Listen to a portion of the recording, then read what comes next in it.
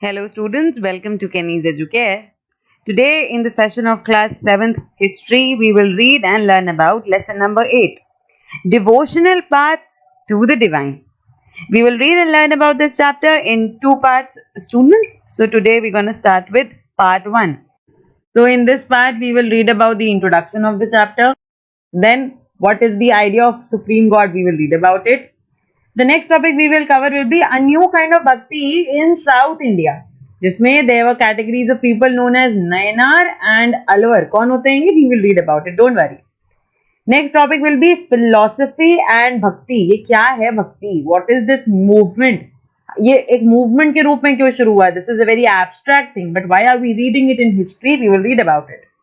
Then we will read Basvanna's Veera Shaivism. So Veera Shaivism is a form of bhakti propagated and established by Basvanna. There was a person, saint called Basvanna, who started this Veera Shaivism. Then we will read about the saints of Maharashtra. We will read about more saints known as Nathpanthis, Siddhas and Yogis. Then we will read about Islam and Sufism. And then we will read the new religious developments in North India. Okay, so let's get into the chapter. So now starting with the introduction of the chapter, you may have seen people perform rituals of worship or singing bhajans, doing kirtan, kavali, or even repeating the name of God in silence. And noticed that some of them are moved to tears also. Such intense devotion or love of God is the legacy of various kinds of bhakti and Sufi movements that have evolved since the 8th century. देखो मैं ये नहीं कह रही that people before 8th century did not worship God or did not had any rituals to perform. Of course they had. We read it in the ancient history and in the Vedic period also that there were extensive form of rituals regarding the worship of God. But what I am trying to say here is that the devotion, the connection towards the divine, the connection, maintaining a relation with the spiritual power, ये जो एक form of worship आया ना, this was inculcated since 8th century. 8th century से कुछ ऐसे cents, कुछ ऐसे फिलोसफर्स, थिंकर्स आए जिन्होंने ये बताया that if you are a person and you want to be connected to God, all you have to do is to be devoted to him. और उस डिवोशन के लिए आप बहुत सारी चीजें कर सकते हैं. आप रिचुअल्स परफॉर्म कर सकते हैं, आप भजन कर सकते हैं, आप कीर्तन कर सकते हैं, कवाली कर सकते हैं, कुछ नहीं तो साइलेंस में उनका नाम ले सकते हैं और बहुत सारी ऐसी चीजें कर सकते हैं with the help of which you will feel connected with the God. So this idea of connection, this idea of spiritual enlightenment with God started with Bhakti and Sufi movements in India. Okay, and this is what we are going to read in this chapter. Coming on to the idea of a supreme God, कि एक कोई supreme God है, there is one supreme God, कोई एक बहुत बड़ी power है which is governing and ruling the entire earth, right? Before large kingdoms emerged, different groups of people worshipped their own gods and goddesses. जब कोई kingdom नहीं था, जब कोई राजा नहीं बना था, जब कोई बहुत बड़ा मुगल एम्पायर या ऐसा गुप्ता एम्पायर, मौर्य एम्पायर नहीं था, बहुत सारे अलग अलग ग्रुप ऑफ पीपल क्या करते थे? वर्शिप करते थे गॉड की, अपने अपने गॉड की, जो भी जिसको भी उन्होंने अपना भगवान मान लिया हो. ठीक. In the ancient time, we also studied that people, when they did not had any deity, जब उनके पास कोई ऐसे मूर्ति नहीं होती थी, तो वो लोग तो natural forces की पूजा करते थे. They used to worship the sun, they used to worship the moon, they used to worship the tree, they used to worship various other animals as well, right? Because they found their spiritual connection with that image or with that source. As people were brought together through the growth of towns, trade and empires, new ideas began to develop. अब क्या हुआ? Kingdoms बने, बड़े बड़े राजा आए, बड़े बड़े empire बने, बहुत बड़े region पे एक ही राजा का control होने लगा, and with the help of this, commercialization, economic activities, administrative ideas, they all started inculcating, जिसकी वजह से towns की growth हुई, trade हुआ, empire बड़ा हुआ और उसी के साथ बहुत नए नए ideas टाउन में आने लगे. New ideas began to develop. The idea that all living things pass through countless cycles of birth and rebirth, performing good deeds and bad, came to be widely accepted. Similarly, the idea that all human beings are not equal even at birth, gained ground during this period. पहला idea देखो क्या आया, पहला idea ये आया कि हर चीज एक साइकिल से होके निकलती है, राइट? हर चीज का एक बर्थ होता है, डेथ होता है और फिर रीबर्थ होता है. फिर आइडिया आया good deeds and bad deeds का, आपके कर्म जैसे भी होंगे you will get a birth according to that. Third idea जो आया वो ये आया that you are not equal. आप किसी एक कास्ट के हैं तो आप हायर कास्ट हैं, आप एक हायर पोजीशन पे हैं. अगर आप दूसरी कास्ट के तो आप एक लोअर पोजीशन पे हैं. दैट मींस ह्यूमंस को अनइक्वल लेवल पे भी बांटा जाने लगा during this period. The belief, this period as in since 8th century, okay? The belief that social privileges came from birth in a noble family or a high caste was the subject of many learned texts. और यहीं से social privileges का एक topic emerge होने लगा, where the people belonging to the noble family or higher caste had more privilege, had more rights in the activities of the society as compared to the lower caste people, okay? अब जब ये high cast लो cast की बात आने लगी, so many people were uneasy with such ideas and they turned to the teachings of Buddha or the Jainas, according to which it was possible to overcome the social differences and break the cycle of rebirth through personal effort. 6th century के आसपास ये Buddhism का concept बहुत ज्यादा emerge होता है and people started following it, क्योंकि यहाँ पे कोई कास्ट, क्रीड, जेंडर, इन सब का कोई भी ऐसे डिस्क्रिमिनेशन, डिफरेंशिएशन नहीं था. Others felt attracted to the idea of a supreme God who could deliver humans from such bondage if approached with devotion or bhakti. यानी कि लोगों को ये लगा that with the help of bhakti we can be connected with the supreme God. This idea, advocated in the Bhagavad Gita, grew in popularity in the early centuries of the Common Era. Common Era में the CE era, जब ये AD period शुरू होता है. Okay? Shiva, Vishnu, Durga as supreme deities came to be worshipped through elaborate rituals. यही वो period है जब भगवद गीता का भी यही same message बहुत ज्यादा popular हुआ that you can be connected to the supreme God if you have bhakti and devotion towards the God. और इसी टाइम पे शिव, विष्णु, दुर्गा जैसी deities भी बहुत popular हुए and people started worshipping these deities through elaborate rituals. At the same time, gods and goddesses worshipped in different areas came to be identified with Shiva, Vishnu और दुर्गा. ठीक है, जो शिव की पूजा करने लगा हम उन्हें किसी और टाइटल के नाम से जानने लगे, जो विष्णु की पूजा करता था उन्हें हम किसी और टाइटल के नाम से जानने लगे और ऐसे. In the process local myth, अब कोई भी एक स्पिरिचुअल आइडिया गवर्न हो रहा है, वर्शिप हो रही है, तो मिथ्स तो होंगी ही 100%. In the process, local myths and legends became part of the Puranic story. और यहीं पे पुराण बनते हैं, ठीक है, पुराण्स. क्योंकि लोकल मिथ्स आई, कुछ लेजेंड्स की अपनी स्टोरी आई और यही सब ने पुरानिक स्टोरीज बनाना शुरू करी.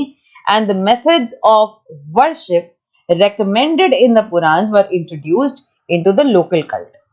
Eventually, the Purans also laid down that it was possible for devotees to receive the grace of God regardless of their caste status. अब देखो यहाँ पे ब्रह्मानिकल ऑर्डर में भी चेंजेस आ रहे हैं, ब्रह्मानिकल ऑर्डर में भी चेंजेस आ रहे हैं, क्योंकि उन्हें पता था that if we will keep discriminating people on the basis of caste then people will stop following Hinduism. अगर हम ऐसे कास्ट का बंटवारा करते रहेंगे then people will no more follow Hinduism and hence they also inculcated some evolution and changes in their ideas. और पुराण में ये लिखा जाने लगा that if you have to receive the grace of God, the caste and various ideas have no space. किस caste के हो, किस creed के हो, no matter. You can worship the God, you can receive the grace of God. ऐसा पुराण में लिखा जाने लगा. Okay? The idea of bhakti became so popular that even Buddhists and Jainas adopted these beliefs. यहीं पे एक इमेज दी हुई है बेटा, देखो, a page from the South Indian manuscript of Bhagavad Gita. ये एक पेज की इमेज आपको यहाँ पे प्रोवाइड की गई है. Okay children, now the topic is a new kind of bhakti in South India. एक नए टाइप का भक्ति का आइडिया डेवलप हुआ साउथ इंडियन रीजन में and the idea was the Nayanars and the Alvars. ठीक है, ये टाइटल दिया गया लोगों को. The 7th to 9th century saw the emergence of new religious movements led by Nayanars and Alvars. Nainar वो लोग हैं, the saints who are devoted to Shiva, and Alvar वो हैं, the saints who are devoted to Vishnu. Okay, who came from all castes, including those considered untouchable like the Pulayar and the Panars. पुलैयर पानर जैसे untouchable भी इन groups में, नैनार अलवर के groups में include किए गए. आप किसी भी कास्ट के हैं, उससे अलवर्स या नैनार्स में इंक्लूड होने में कोई फर्क नहीं है. You can belong to any caste and still worship Shiva और Vishnu.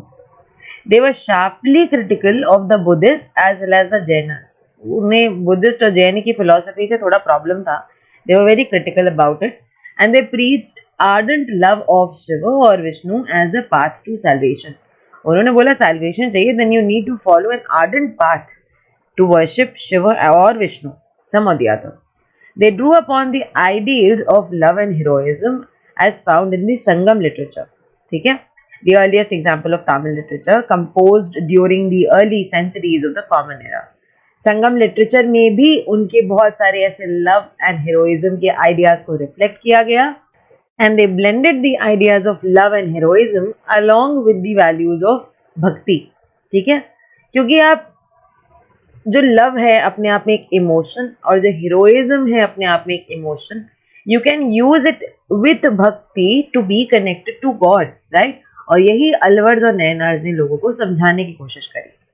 Reading more about Nainar and Alvars, there were 63 Nainars who belonged to different caste backgrounds such as porters, untouchable workers, peasants, hunters, soldiers, Brahmins and chiefs also. ठीक है, बहुत सारे ऐसे Brahmins भी थे जिन्होंने इस ग्रुप को ज्वाइन कर लिया था. तो यहाँ पे क्लियरली ये पता चलता है that caste plays no role. The best known among them were the Appar, Sambandar, Sundarar and Manikavasagar. There are two sets of compilation of their songs. इनकी कुछ songs की compilation भी हैं, तेवरम, तिरुवक्कम. There were 12 Alvars. अब अगर अलवर्स की बात की जाए तो 12 अलवर थे, ठीक है, who came from equally divergent backgrounds. वही नैनार्स की तरह ये भी अलग अलग बैकग्राउंड से आए थे. बेस्ट नोन अलवर्स कौन है? Periyar Alwar, his daughter अंडल, टोंडरा the पोड्डी Alwar and नाम Alwar. Okay, these were the most famous people from the Alvars group and these were the most famous from the Nainars group. Their songs were compiled in the Divya Prabandham. देखो यहाँ पे नैनार के sets जो sets of song हैं वो तेवरम और तिरुवक्कम में हैं, ठीक है, और इनके जो सॉन्ग्स हैं वो दिव्य प्रबंधम में कंपाइल किए गए हैं.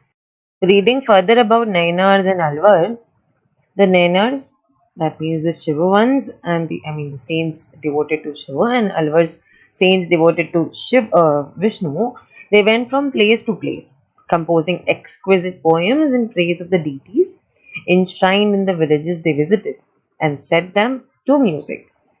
Poems बनाते थे और फिर उसमें music add करते थे so that people can sing it thoroughly. Between the 10th and 12th centuries, the Chola as well as the Pandya kings, ठीक है, दोनों South Indian kings हैं, Chola and Pandya kings built elaborate temples around many of the shrines visited by saint poets, strengthening the links between the Bhakti tradition and temple worship. जहाँ जहाँ ये saint poets जा रहे थे वहाँ वहाँ चोला और पांड्या किंग्स ने मंदिर बनवा दिए, ठीक है, so that there can be a better connection related to the Bhakti tradition and the temple worship. This was also the time when their poems were compiled. Besides hagiographies, या जिसे हम कहते हैं religious biographies of Alvars and Nayanars were also composed. ठीक है, अलवर और नैनार की जो बायोग्राफी बनी हम उन्हें hagiographies कहते हैं. ये वो टाइम है जब पोएम्स और भजन तो बन रहे हैं, साथ में इनकी hagiographies भी बन रही हैं. Today we use these texts, हम इन्हीं hagiographies को यूज करते हैं as sources for writing histories of the Bhakti tradition. ठीक है, hagiography होता है कि hagiography is actually writing of saints life, saint की कैसी लाइफ रही उसके बारे में लिखने को हम hagiography कहते हैं. Here is an image also shown, a bronze image of Manikava Sagar. Manikava Sagar, do you remember the name? The very famous Nainar. Here I showed you also, right? Now reading another piece of information, the devotee and the lord. So basically here is a composition of Manikava Sagar. Nainar जो थे ना उन्होंने अपना एक composition बनाया था, आप चाहो तो आप इसे read कर सकते हो, ठीक है. Into my vile body of flesh you came, as though it were a temple of gold, and soothed me wholly and saved me. O Lord of grace, O gem most pure, sorrow and birth and death and illusion. You took from me and set me free. O bliss, O light, I have taken refuge in you, and never can I part it from you. So, based on this composition, I'll explain you this composition. Don't worry. Based on this composition, here is a question: how does the poet describe his relationship with the deity?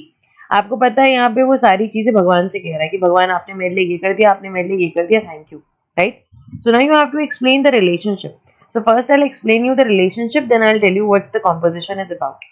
The poet feels the presence of his Lord inside his body. देखो यहाँ पे लिखा हुआ है into my vile body, मेरी body में flash के रूप में आप हो, जो स्किन है मेरी बॉडी की वो आप हो, राइट? आप ही मेरा मंदिर हो, गोल्ड का, वो भी आप ही ने मुझे सूदिंग बनाया है, आपने ही मुझे सेव किया है, आप ही ग्रेस हो, आप ही जेम हो, सबसे प्योर हो, मेरा सॉरो, मेरा बर्थ, मेरा डेथ, मेरा इल्यूजन, ये सब आपने मुझसे ले लिया, मतलब मेरा सॉरो, मेरा सारा दुख दर्द आपने मुझसे ले लिया और आपने मुझे फ्री कर दिया है, right? O bliss, O light, I have taken refuge in you, मैं आपकी शरण में आता हूँ. रिफ्यूज मतलब अब मैं आपके अंडर में ही रहूंगा, आपकी सेवा करूंगा, आपकी बात मानूंगा. And never can I parted from you, मैं आपसे कभी अलग नहीं होऊंगा. ये मनिकवा सागर ने भगवान से कहा है, a devotee and the Lord, right? So the poet feels the presence of his Lord inside his body, and due to this presence the poet is set free from sorrow, birth, death and illusion. ये सारी बातों से poet दूर हो चुका है. मनिकवा सागर ही कहते हैं अब मुझे ना दुख है, ना मेरे बर्थ, ना मेरे डेथ का मुझे कोई दर्द है.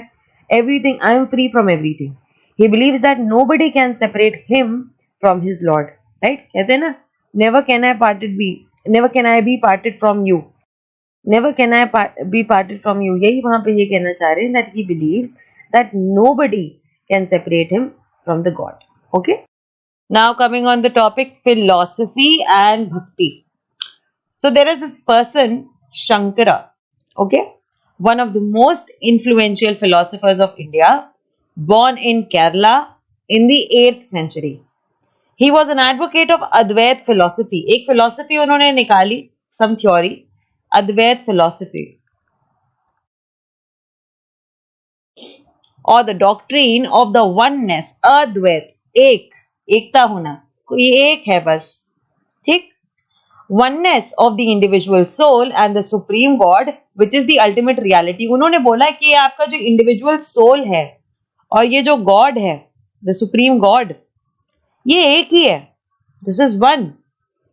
ही taught that Brahman means the ultimate reality, the only और the ultimate reality was formless and without any attributes.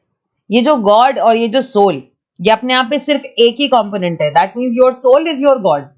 तो ये जो एक component है, the Brahma and the soul, इसका कोई form नहीं है, कोई shape नहीं है, कोई attribute नहीं है.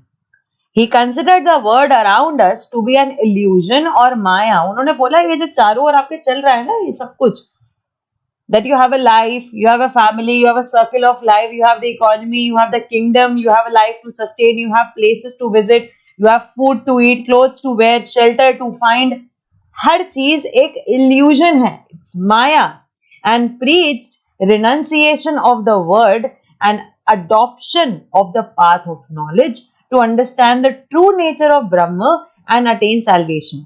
उन्होंने बोला if you want salvation, अगर आपको मुक्ति चाहिए, if you want to know the true essence of life, if you want to know the truth of life, yeah, if you want to know the true nature of Brahma, ये जो आपके अंदर की एक power है ना, ब्रह्म, if you want to know about it, you have to renounce the worldly affairs. ये जो माया है इसे छोड़ना पड़ेगा. Only then you can adopt the path of knowledge. Only then you can understand the true nature of Brahma, that means the soul power you have, and then only you can attain salvation. Now coming on to another person, ये तो शंकरा की philosophy हो गई, Advaita philosophy, the philosophy of oneness. जैसे शंकरा का नाम आएगा आपके दिमाग में तुरंत डॉक्ट्रिन ऑफ वननेस आ जाना चाहिए. क्या आ जाना चाहिए? Doctrine of oneness. Now coming on to another person, Ramanuja. Ramanuja was born in Tamil Nadu in 11th century. Shankara was born in Kerala in the 8th century. Ramanuja, born in Tamil Nadu in 11th century, was deeply influenced by the Alvars. ये अलवर्स से बहुत ज्यादा influence थे. अलवर्स कौन होते हैं? अलवर्स वो Tamil poet cents हैं साउथ इंडिया के, जो कि विष्णु, गॉड विष्णु की भक्ति करते थे. Okay, the Tamil saints who were espoused in the bhakti and devotion towards God Vishnu, उन्हीं की स्टोरीज बनाना, उन्हीं के गाने बनाना, उन्हीं की सर्विस में लगे रहना, वैष्णविज्म को प्रैक्टिस करना. क्या करना? वैष्णविज्म. जो भी विष्णु में मानता है उसने वैष्णव वाइट कहते हैं. वैष्णविज्म में बिलीव करता है वो इंसान, because the person believes in Vishnu. और अलवर हमने स्पेशली वर्ड बनाया है तमिल सेंट्स के लिए, who have devoted themselves to the service of Vishnu. Okay, अच्छा, ये जो रामानुजा है, born in Tamil Nadu, ये अलवर से बहुत ज्यादा इन्फ्लुएंस थे. According to him, the best means of attaining salvation was through intense devotion to Vishnu. क्योंकि इन्होंने ये विष्णु से इन्फ्लुएंस्ड है, तो इनकी टीचिंग भी विष्णु पर आधारित है. His teachings are also based on the devotion towards Vishnu. So he said that if you want to attain salvation, the only method is that you have to put intense devotion towards Vishnu. और देखो, ऐसे अलग अलग philosophers आएंगे over the period of time and they will give their own form of teaching, they will give their own form of learning कि आप salvation कैसे attain कर सकते हैं. Everyone's idea may or may not differ from one another. ठीक है, तो इसको आप एक historical idea की तरह समझो.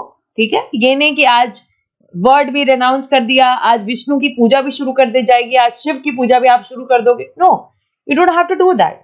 You have to do your bhakti in your way. I am just trying to explain you कि कौन से फिलोसोफर ने सैल्वेशन के अटेनमेंट के लिए कैसी आइडिया या कैसी टीचिंग दी. Okay, so reading after this, according to him, the best means of attaining salvation was through the intense devotion to Vishnu. Vishnu in his grace, जब विष्णु अपने ग्रेस में होते हैं ना, he helps the devotee to attain the bliss of union with him. Vishnu जब अपने grace में होते हैं तो वो अपने डिवोटी को अपने आप से कनेक्ट करने में हेल्प करते हैं. Okay, he propounded, he as in Ramanuja, he propounded the doctrine of विशिष्ट अद्वैत. ठीक है, यहाँ पे देखो अद्वैत था शंकराचार्य की थ्योरी में, और रामानुजा की थ्योरी में है विशिष्ट अद्वैत, और you can say qualified oneness. उन्होंने बोला वननेस तो होती है, बिल्कुल सही, बट क्वालिफाइड वननेस होती है in that the soul even when united with the supreme God remain distinct. उन्होंने बोला कि ठीक है, वननेस होती है, ट्रू, बट गॉड अलग है और आपका सोल अलग है. तो अगर आपका गॉड और आपका सोल दोनों यूनाइट भी हो जाते हैं ना, तो भी सोल अपने आप में एक अलग आइडेंटिटी है, वो दोनों सेम नहीं है. शंकरा ने बोला था कि आपका सोल और आपका गॉड दोनों एक ही चीज है. शंकरा ने क्या बोला था कि आपका सोल और आपका गॉड एक ही चीज है. It's one and the same thing, it's the ultimate reality. But यहां पर रामानुजा विशिष्ट अद्वैत में ये कहते हैं that your soul and your God में यूनाइट, बट फिर भी आपका जो सोल है और आपके जो गॉड है, ये अपने आप में दोनों अलग entity and identity है. Ramanuja's doctrine greatly inspired the new strand of bhakti which developed in North India subsequently. और उनकी ये थ्योरी के बेसिस पे there were new developments in the bhakti structure of North India also. ये तमिलनाडु को belong करते थे, but his theory propagated and developed new ideas of bhakti in North India also. Now, after reading about Shankara and Ramanuja or Ramanujacharya, there is a question for you. Try and find out more about the ideas. तो मैंने यहाँ पे आपको थोड़े से और ideas दे दिए हैं. You can read it. Some of the major ideas of Shankara are as under. His teachings aimed at cleansing the Vedic philosophy of its obscurities and inconsistencies and thereby making it intelligible and acceptable to the common man. उन्होंने बोला कि वैदिक philosophy में problem नहीं है, बस थोड़ा सा क्लेंस करने की जरूरत है. बहुत सारी ऑब्सक्योरिटी, बहुत सारी कमियां, बहुत सारे ऑप्रेसिव एटीट्यूड दिखाता है, उससे हटाने की जरूरत है. According to him, Brahma was only an existence without any quality. ब्रह्म की अपनी कोई क्वालिटी नहीं है by which it could be described. It was pure consciousness and not a subject knowing an object. Maya was neither existence nor non-existence and therefore indescribable, क्योंकि उनके लिए तो सब कुछ एक था ना. His ideas were based on the Upanishads and some of them were borrowed from Buddhism also.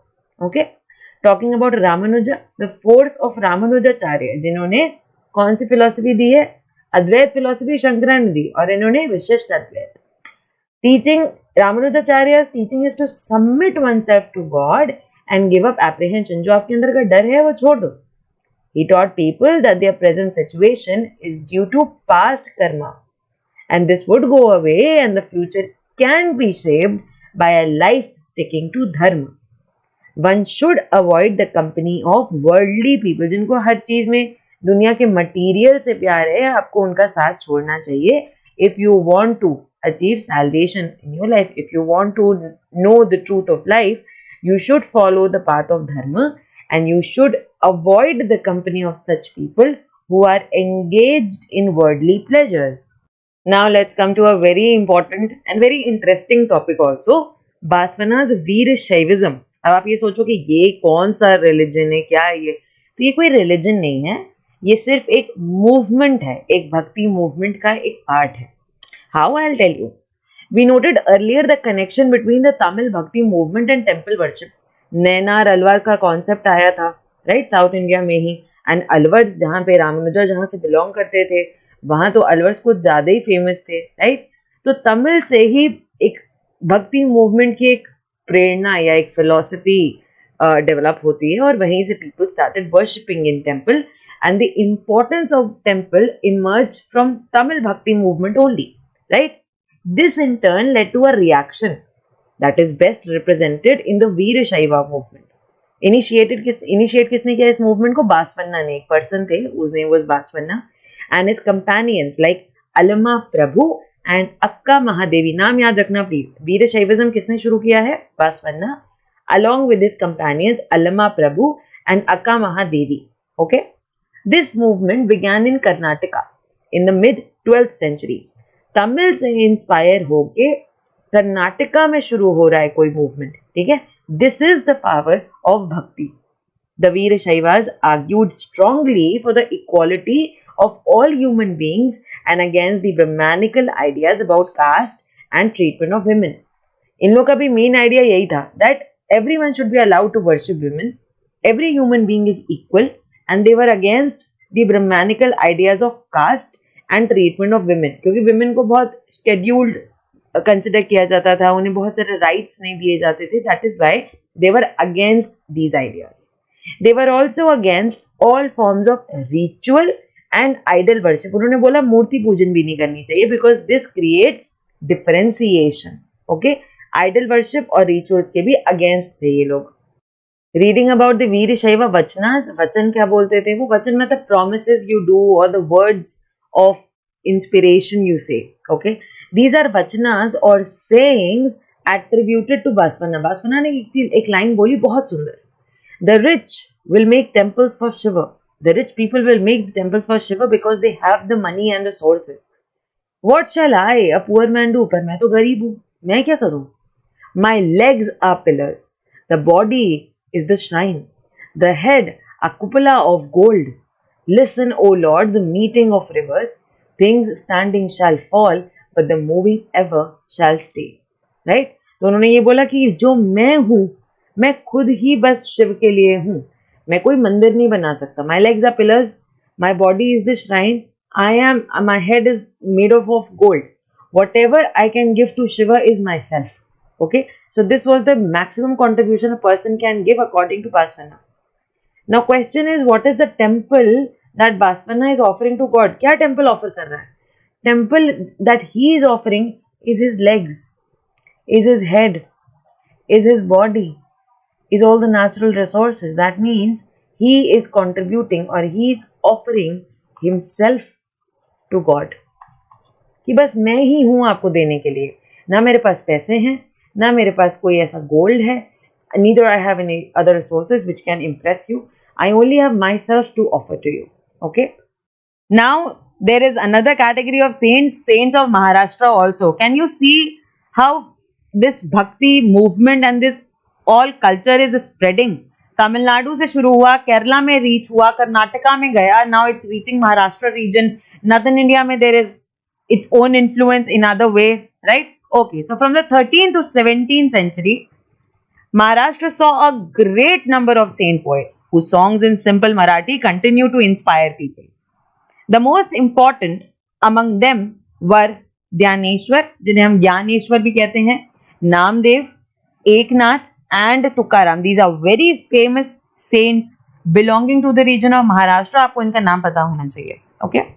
Most important among them were Gyaneshwar, Namdev, Eknath and Tukaram, as well as women like Sakhubai and the family of Chokha Mela who belong to the untouchable Meher caste. मेहर एक cast होती है जिन्हें untouchable consider किया जाता था, और इसी category की एक फैमिली थी चोखा मेला. They also devoted themselves towards the connection and devotion towards God. This regional tradition of bhakti focused on the Vitthal, that means a form of Vishnu. So this regional tradition of bhakti focused on the Vitthal temple in Pandharpur, as well as on the notion of a personal God residing in the hearts of all people. तो यहाँ पे देखो दो ideas थे. The saints of Maharashtra devoted themselves to the Vitthal temple. Vitthal temple उनके लिए एक main concentration point बन गया. They all used to visit Vitthal temple और वहीं पे they found their identity as a human being. They found their identity as a saint and they started devoting themselves to God. Second point is that they found the personal God inside their heart also. That the power which is governing the universe, that power is inside us.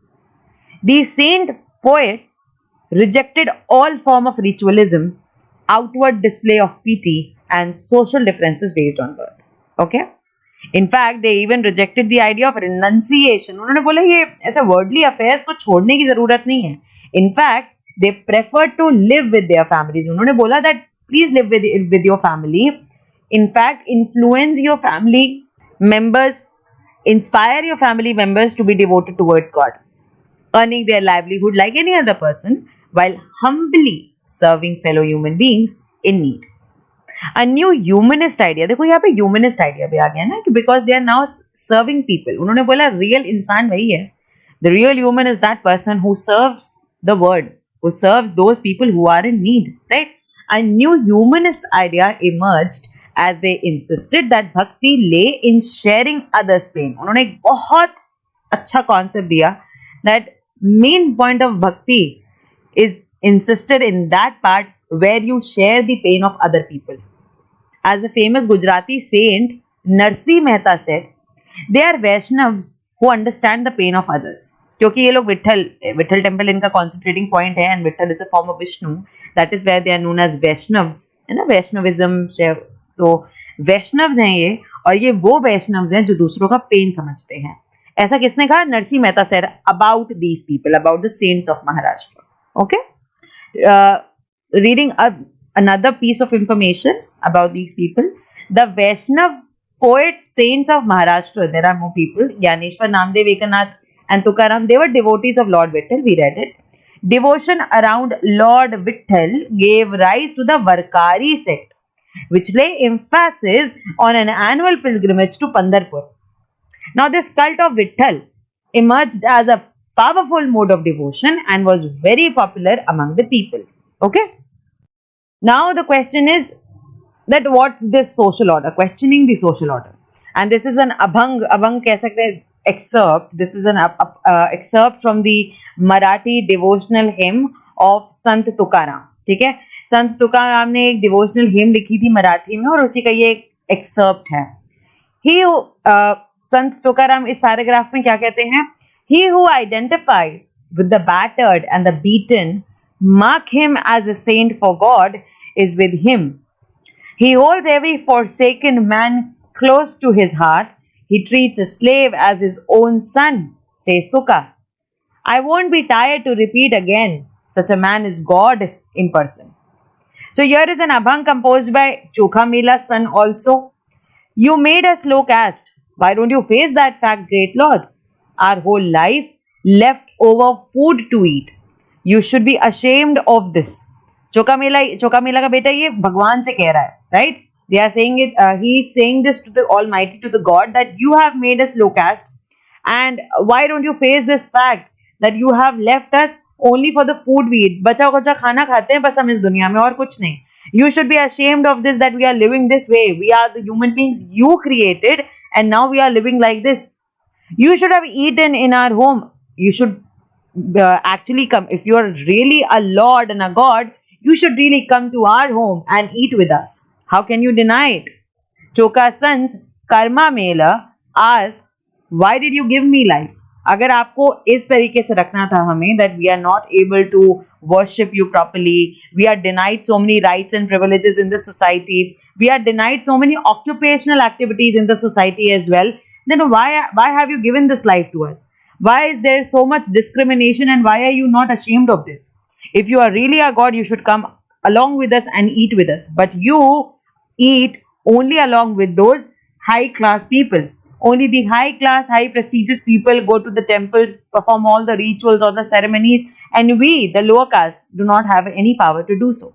So this is the question done by Karma Mela to God. Okay, ये उनका अपना खुद का aggression है जो उन्होंने God के ऊपर निकाला, and he questioned God कि आपको अगर ऐसे ही रखना था, then why did you give this life to us, right? Okay. तो ये दो excerpts हैं where Sant Tukaram is actually talking about seeing God in a person. And here Chokha Mela's son Karma Mela has written a paragraph regarding questioning his low caste life to God. Now discuss the ideas about the social order expressed in these compositions. कौन-कौन से social order को express किया गया, you have to tell. The ideas expressed by these compositions are as follows. First is, lower caste people were a rejected lot of society. They were beaten. They had to eat leftover food. But there were few people who identified the beaten and the battered people. तो Karam calls such people as saints. यहाँ पे देखो उन्होंने बोला है, He holds every forsaken man close to his heart. He treats a slave as his own son. और वही इंसान असली में भगवान है. Who do not discriminate between people. Who considers and treats a slave as his own son. The person who takes care of those people who are battered and beaten, that person is God in himself. Okay, and Tukaram ऐसे लोगों को saints कहते हैं. Saints treated a slave as his own son. It can be concluded that the social order had mixed people. Okay, so these were the pointers from these both compilations. Children, now reading about the Nath, Panthi, Siddha and Yogis, very important again. Devotional paths to divine का chapter है, and that is why we will be reading about various kinds of people, various saints जो अपना अपना method of bhakti, method of worship and ways to be devoted towards God ले लेके आए थे. Okay, और इसमें ही एक और addition है नाथपंथीज, सिद्ध and yogis का.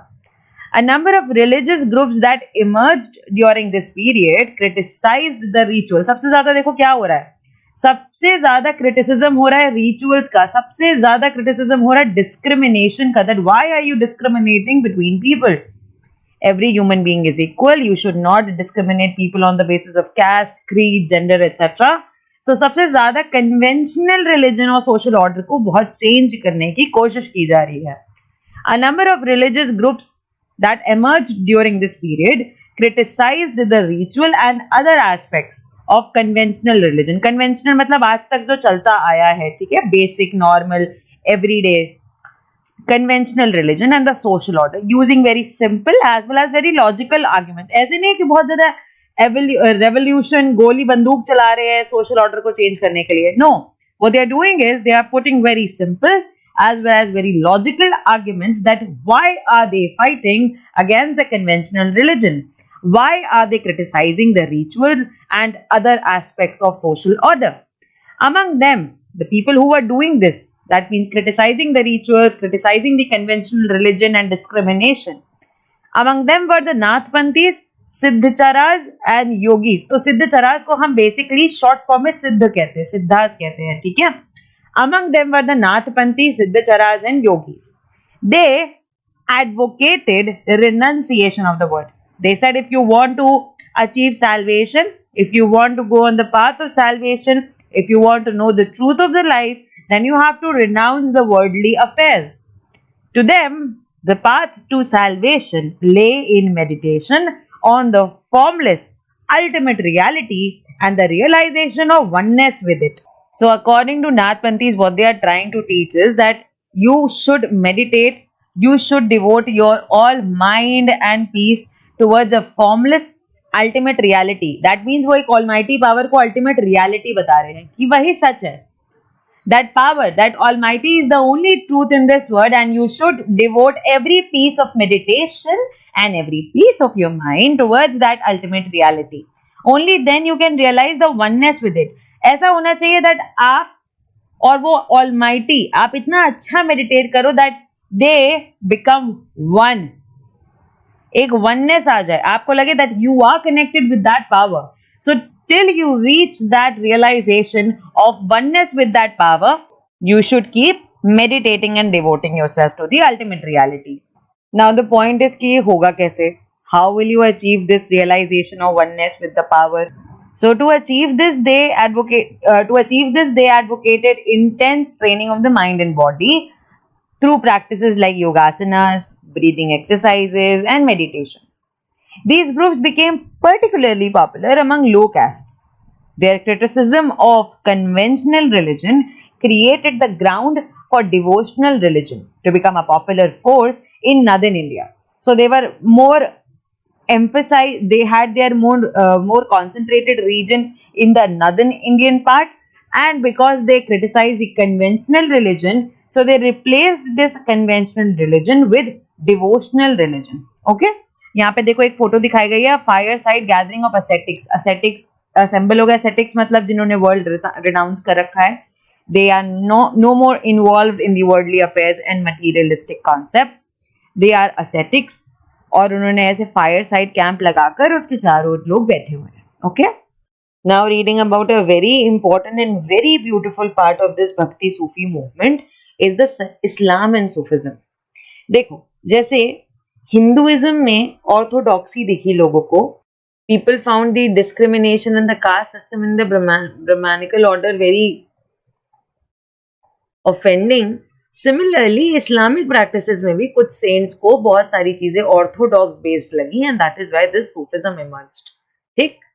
The saints had much in common with the Sufis, so that it is believed that they adopted many ideas of each other. क्योंकि चाहे सूफी saints हो, चाहे हिंदू भक्ति सेंट्स हो, दोनों के ही प्लान ये था that you have to remove the orthodox and you have to talk about equality. You have to take all human beings on equal grounds and thus give right of worship to everyone on same level.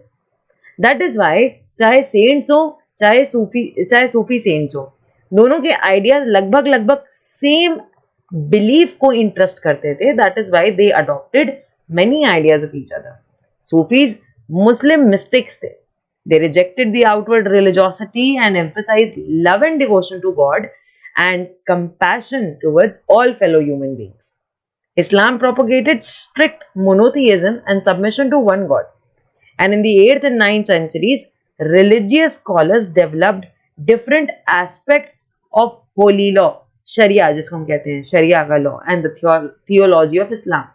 जब 8th 9th century आया, religion as Islam was developing and having an evolution of its own, उसी time पे बहुत सारे aspects emerge हुए शरिया के. इस law के ही बहुत सारे aspects and evolution and developments हुए. While the religion of Islam gradually became more complex, Sufis provided it with an additional dimension that favored a more personal devotion to God. जैसे Hinduism में या कह सकते हो ब्रह्मानिकल ऑर्डर में बहुत ज्यादा रिचुअल्स, कास्ट, जाति, इन सब के आने की वजह से the Hinduism was getting very complex. Similarly, Islam was also developing and going through a stage of evolution, and that is why the religion became very complex. So whenever any religion becomes complex, कोई एक alternative आता है and then it gives you a more personal way to get devoted to God. The Sufis often rejected the elaborate rituals and codes of behavior demanded by Muslim religious scholars. They sought union with God, such as lover seeks his beloved with a disregard for the world. दुनिया क्या कर रही है हमें नहीं पता, हम और मेरा भगवान, बस. सूफी सेंट्स ने हमें यही सिखाया that you have to be united with your God as a lover is united for his beloved. Like the saint poets, Sufis too composed poems expressing their feelings in a rich literature in prose, including anecdotes and fables developed around them. Now, among the great Sufis of Central Asia were Ghazali. नाम बता रही हूँ मैं आपको कुछ cents का. एक का नाम है गजली, एक का नाम है रूमी, सादी. Like the Nathpanthis and the Siddhas and the Yogis, Sufis को भी ऐसा ही लगता था that the heart can be trained to look at the word in a different way. आप अपने हार्ट को ट्रेन कर सकते हो to look at the word in a different way through a different vision and angle. They developed elaborate systems or methods of training. क्या methods थे उनकी training की? पहला है जिक्र, जिसमें आप जिक्र कर रहे हैं, किसी का नाम चैंट कर रहे हैं या कोई सीक्रेट फॉर्मूला चैंट कर रहे हैं, ठीक है. दूसरा मेथड है इनका कंटेम्पलेशन, ठीक है. आप सोचो, एनालाइज करो what you want, what actually happened, what could be the result in everything. Third method was समा, मतलब गाना गाना, singing.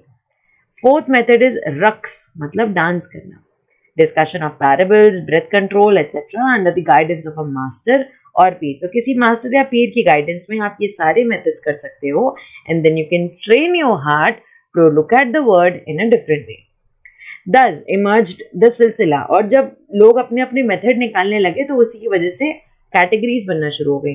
And these categories of Sufi cents led to the emergence of silsila, a spiritual genealogy of Sufi teachers, each following a slightly different method, या जिसको हम तरीका कहते हैं, of instruction and ritual practice. ठीक है, तो हर सूफी सेंट अपना डिफरेंट मेथड लेके आ रहा था एंड दैट इज व्हाई हमने ये बोला कि अलग अलग कैटेगरीज ऑफ सूफी सेंट आ गए. दैट मीन्स अलग अलग सिलसिला के सूफी सेंट्स आ गए. Okay, here is an image showing mystics in the ecstasy. Okay, now more information on the silsila. One of the silsilas was Rishi order. In Kashmir, the Rishi order of Sufism flourished in the 15th and 16th century. Order मतलब सिलसिला ही होता है, ठीक है. सिलसिला बोलो, order बोलो, एक ही बात है. This order was established by Sheikh Nuruddin Wali. बहुत कम नाम सुना होगा इनका. इनको हम बोलते हैं नंद ऋषि and had a deep impact on the life of the people in Kashmir. नंद ऋषि का इम्पैक्ट इतना ज्यादा था कश्मीर वाले लोगों के ऊपर because a number of shrines were also dedicated to Rishi saints and can be found in many parts of Kashmir. Okay, Nand Rishi, Sheikh Nuruddin Wali established this order known as the Rishi order of Sufism in the 15th to 16th century in Kashmir. You should remember the name of the order, who established it, in which time period and in which place. So the name of the order is Rishi order. Who established it? Sheikh Nuruddin Wali. Where was it established? In Kashmir. In which period? 15th to 16th century. You should always remember these 4 points regarding any silsila of Sufism. The effect was large, the development was real, and large number of Sufis from Central Asia settled in Hindustan from the 11th century onwards. This process was strengthened with the establishment of Delhi Sultanate. क्योंकि अब यहाँ Islamic power भी थी, then it became a little easier for the Sufi mystics to stay here, when several major Sufi centers developed all over the subcontinent. The Chishti Silsila, one of the categories of Sufism, the Chishti Silsila was among the most influential orders. बहुत सारे orders थे ना, वैसे उसमें से एक order था चिश्ती सिलसिला का. ओके, जैसे नैनार अलवर्स थे, वैसे ही सूफिज्म में भी अलग अलग ऑर्डर्स थे. Okay, it had a long line of teachers like Khwaja Moinuddin Chishti of Ajmer, Qutbuddin Bakhtiyar Kaki of Delhi, Baba Farid of Punjab, Khwaja Nizamuddin Auliya of Delhi, Banda Nawaz गिसू दराज ऑफ गुलबर्ग. आई थिंक हमने इन सबके नाम सुने होंगे बिकॉज इन सबके टूम्स बहुत फेमस पिलग्रिमेज हैं प्रेजेंट टाइम ऑफ इंडिया में. Okay, The Sufi masters held their assemblies in their kankha, जिन्हें हम hospices कहते हैं.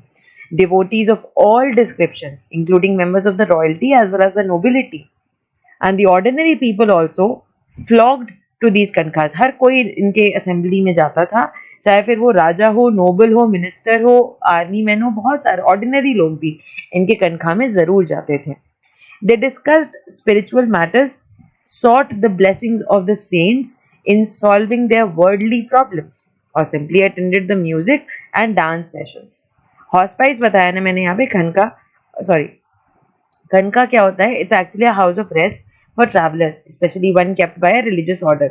ऐसे resting place बना दिया जाता है because these Sufi masters knew that people from all over the world, yes, all over the world, people were coming to visit them, and especially the Indian subcontinent region, various people came to visit them, and that is why it's very important that you arrange some resting place for such people, for the travelers. Okay, here is an image shown, a page from the manuscript of the Quran.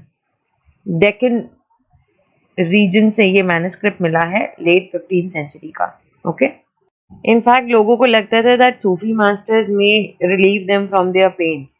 Often people attributed Sufi masters with miraculous powers that could relieve others of their illnesses and troubles. उन्हें ऐसा लगता था that ये सूफी masters के अंदर इतनी power है that they may relieve my pain as well.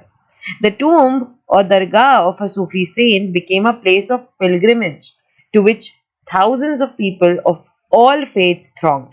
ठीक है, सूफी सेंट्स में लोगों का विश्वास इतना ज्यादा हो गया, they literally had so much trust in Sufi saint and faith in Sufi saint कि उनकी दरगाह में जो उनका टूम्ब होता था, that became a place of worship, that place became a center of pilgrimage जहाँ बहुत सारे लोग जाते थे belonging to different faith. Here is an image showing devotees of all backgrounds visit the Sufi shrines. Okay, now there is another piece of information about Jalaluddin Rumi, who was a Sufi poet, and he wrote a story about finding the Lord. कि कैसे उन्होंने mighty power से मिला, या उन्हें भगवान कैसे मिले, how he found the Lord. Jalaluddin Rumi was a great 13th century Sufi poet from Iran who wrote in Persian. कौन सी लैंग्वेज में लिखते थे? Persian language में. Here is an excerpt from his work. He was not on the cross of the Christians, okay? I went to the Hindu temples. In none of them was there any sign. He was not on the heights or in the lowlands. I went to Kaaba of Mecca also. He was not there. I asked about him from Avicenna, the philosopher also. He was beyond the range of Avicenna. I looked into my heart, and in that his place, I saw him. He was in no other place. तो यहाँ पे जलालुद्दीन रूमी ये बताना चाह रहे हैं that I went out to find the Lord.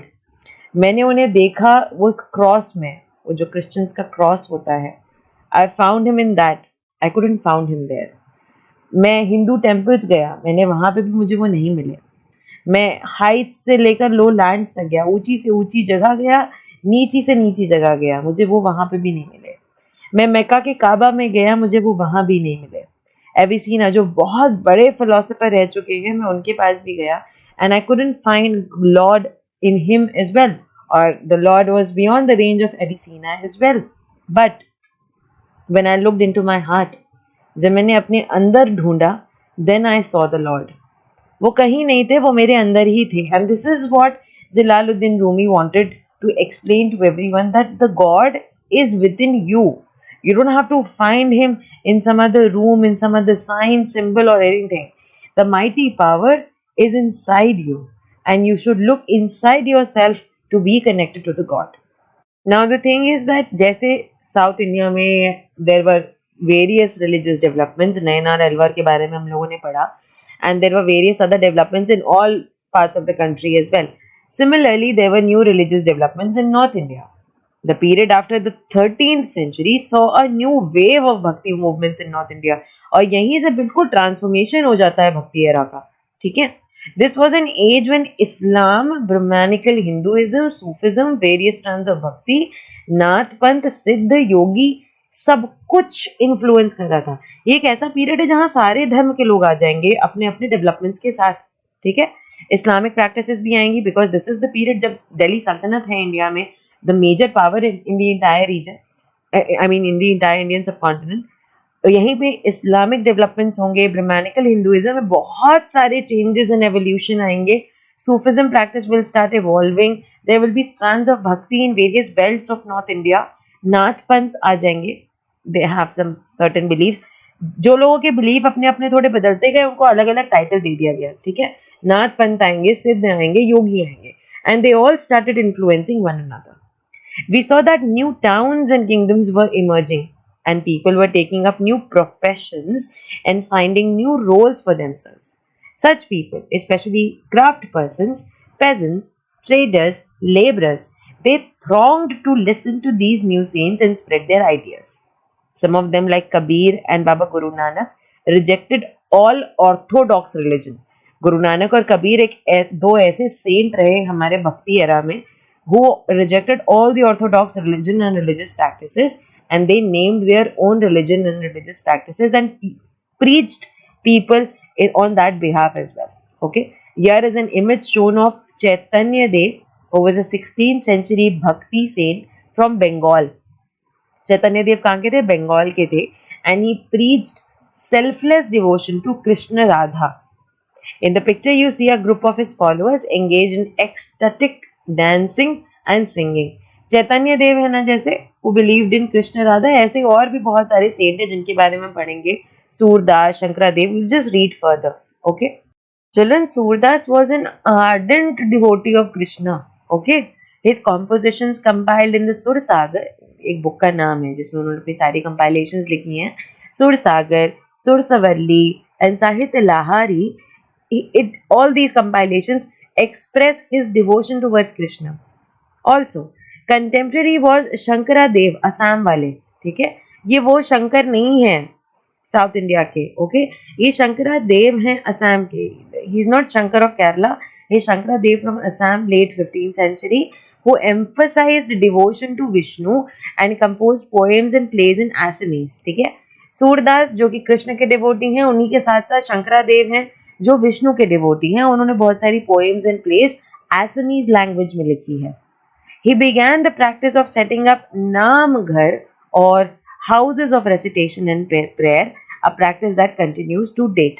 ठीक है, आज तक ये प्रैक्टिस चलती है कि नाम घर बनाए गए हैं जहाँ पे लोग जाके भजन रिसाइट करते हैं. जो भी पोएम्स भगवान के लिए लिखी गई हैं उन्हें रिसाइट करते हैं. Okay, here is more information about Shankara Dev.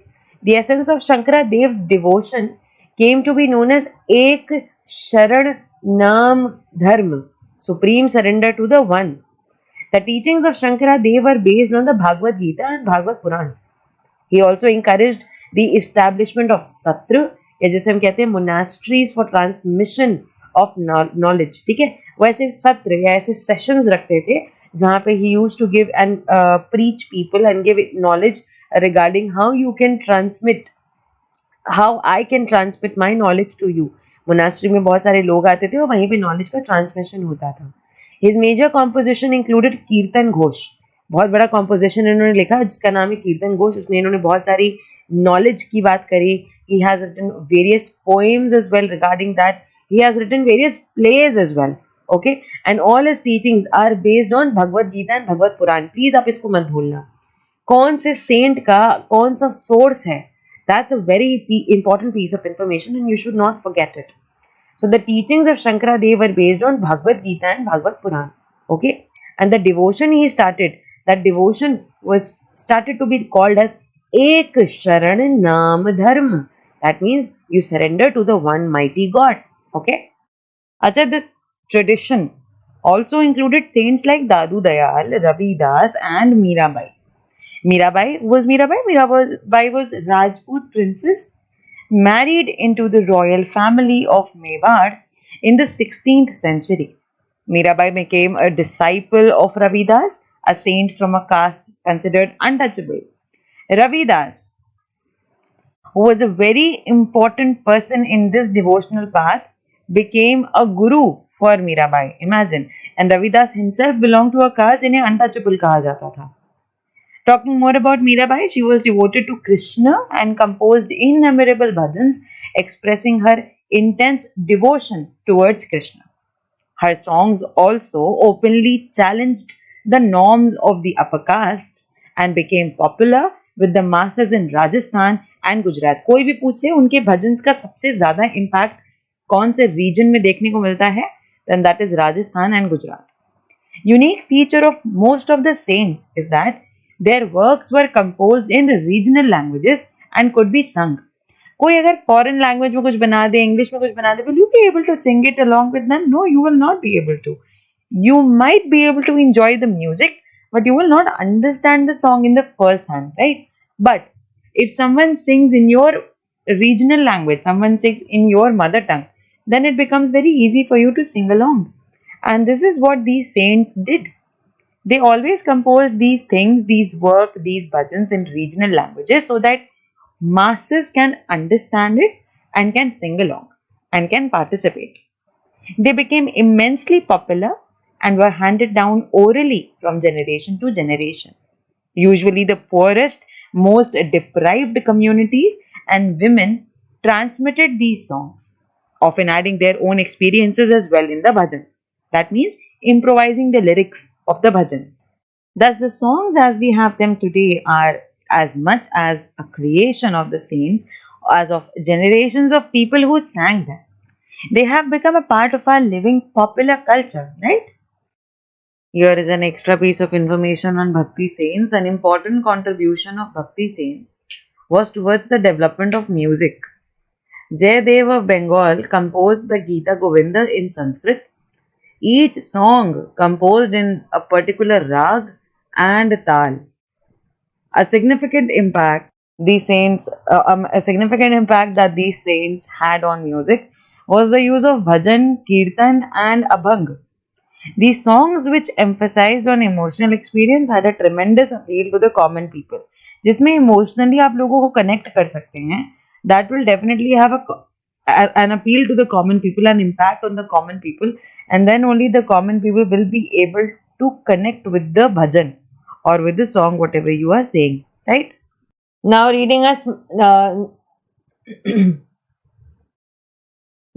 a small piece of information about Mirabai. Beyond the Rana's Palace. This is a song composed by Mirabai. क्या कहती हैं? Rana ji, I have left your norms of shame and false decorum of the princely life. I have left your town, and yet Rana, why have you kept up enmity against me? Rana, you gave me a cup of poison and I drank it laughing. Rana, I will not be destroyed by you, and yet Rana, why have you kept up enmity against me? So this was the poem which Mirabai composed against Rana कि आप ऐसा क्यों कर रहे हैं? मैंने आपके उन नॉर्म्स को छोड़ दिया, मैंने आपकी ये जो फॉल्स डेकोरम, ये जो नकली प्रेस्टीज है प्रिंसली लाइफ की, उसको छोड़ दिया, मैंने आपका टाउन भी छोड़ दिया. आपको मेरे अगेंस्ट इतनी एनमिटी क्यों है? आपने मुझे जहर का कप दिया, मैंने उसको हंसते खुशी पी लिया. आप मुझे कभी डिस्ट्रॉय नहीं कर पाएंगे, but still you have enmity against me. Why you have enmity against me? So there is a question, why do you think Mirabai left the Rana's palace? क्यों छोड़ दिया उन्होंने? Mirabai left the Rana's palace because there she had to face restrictions and Rana's opposition in her devotional activities, because Rana had his few norms कि नहीं भैया, आप क्या ऐसी डिवोशन नहीं हो सकती कि आप किसी और की भक्ति में लीन है. You are the queen of the palace, you have to work in some decorum and in some form. Mirabai said कि अगर ऐसा कुछ रूल है, then I am going out of this place, क्योंकि मेरे लिए my devotion towards Krishna is the ultimate idea. That's my ultimate goal, and that's what I want to do throughout my life.